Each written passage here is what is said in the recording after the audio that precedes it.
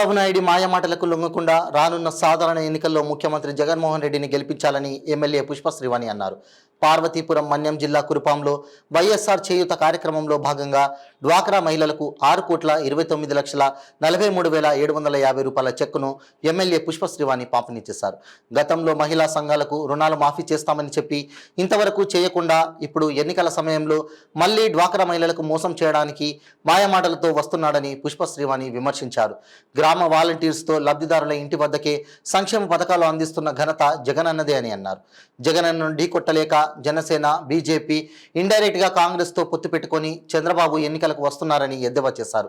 జగనన్నను ఓడించాలంటే గుండెదలం, ధైర్యం ఉండాలన్నారు. ఎంతమంది కలిసి వచ్చినా 4 కోట్ల ప్రజల ఆశీర్వాదం ముఖ్యమంత్రి జగనన్నకు ఉందని పుష్ప శ్రీవాణి తెలిపారు. బాబు షూరిటీ, భవిష్యత్తుకు గ్యారంటీ అనే కార్యక్రమం ద్వారా సూపర్ 6 పథకాలపై ప్రజలకు లబ్ధి జరుగుతుందని చెప్తున్న టీడీపీ నాయకుల మాయమాటలు నమ్మకుండా మళ్లీ జగనన్నను ఆశీర్వదించి గెలిపించాలన్నారు. ఈ కార్యక్రమంలో MPP Shetti Padmavathi, ZPTC Gorli Sujatha, YCP mandal convener Intikuppala Gaurishankar, vice MPP Annajirao, Rangarao, Zilla Parishad cooption సభ్యుడు షేక్ నిషా, సర్పంచులు, ఎంపీటీసీలు, అధికారులు, అధిక సంఖ్యలో మహిళలు పాల్గొన్నారు.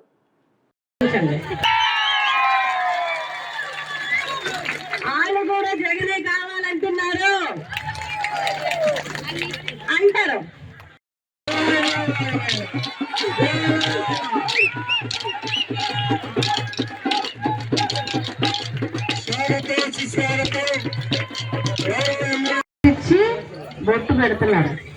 ఎందుకంటే మరి మీ పెద్ద కొడుకు కదా జగన్. సో ఇంత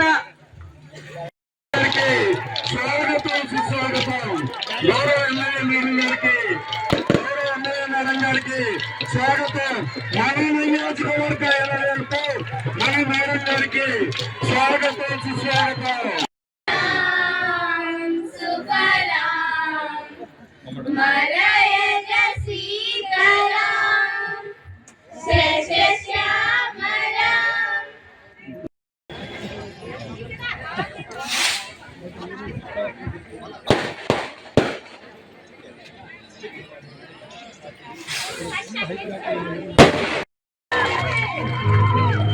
Thank you, Mike.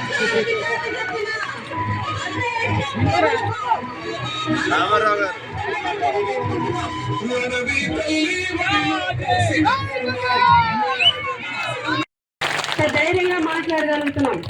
మేము ఒకటే కోరుతున్నాం, మీ చల్లని ఆశీస్సులు ఎప్పుడు జగనన్న మీద ఉండాలని మనస్ఫూర్తిగా కోరుకుంటూ, ఇంకా ఎండైనా దూర ప్రాంతాల నుంచి వచ్చి ఇంతసేపు మా కోసం ఎదురు చూసి మేము చెప్పేది విని వెళ్తున్నందుకు మనస్ఫూర్తిగా ప్రతి అమ్మకి కూడా తల వంచి నమస్కారం చేస్తున్నా, ధన్యవాదాలు తెలియజేస్తున్నా. జై జగన్. ఏ పార్టీ అని చూడలేదు, ఏ పార్టీ అయినా సరే పేదవాళ్ళైతే చాలు, వాళ్ళకి అర్హత ఉంటే చాలు ఇచ్చేయండి అన్నారు. ఇంతవరకు ఏ రాజకీయ నాయకుడైనా మీరు చాలా మంది ముఖ్యమంత్రిని చూసుంటారు, చాలా మంది నాయకులు చూసుంటారు కదా. జగన్ లాంటి ముఖ్యమంత్రిని, జగన్ లాంటి నాయకుడిని ఎప్పుడైనా చూసారా? ప్రతి ఒక్క అమ్మని కూడా, అమ్మ ప్రజలకి నేను హామీ ఇచ్చాను, అమ్మ కూడా ఇస్తానని మాట ఇచ్చాను. ఆ మాటకి కట్టుబడాలంటే, ఆ మాట నిలబెట్టుకోవాలంటే అవసరమైతే అప్పు చేసైనా సరే ప్రజలకి ఆ పథకాలు ఇవ్వాలని అప్పు చేసైనా సరే ఏ ఒక్క పథకముకు ఆపకుండా మీ అందరి అకౌంట్ లో డబ్బేసినటువంటి ముఖ్యమంత్రి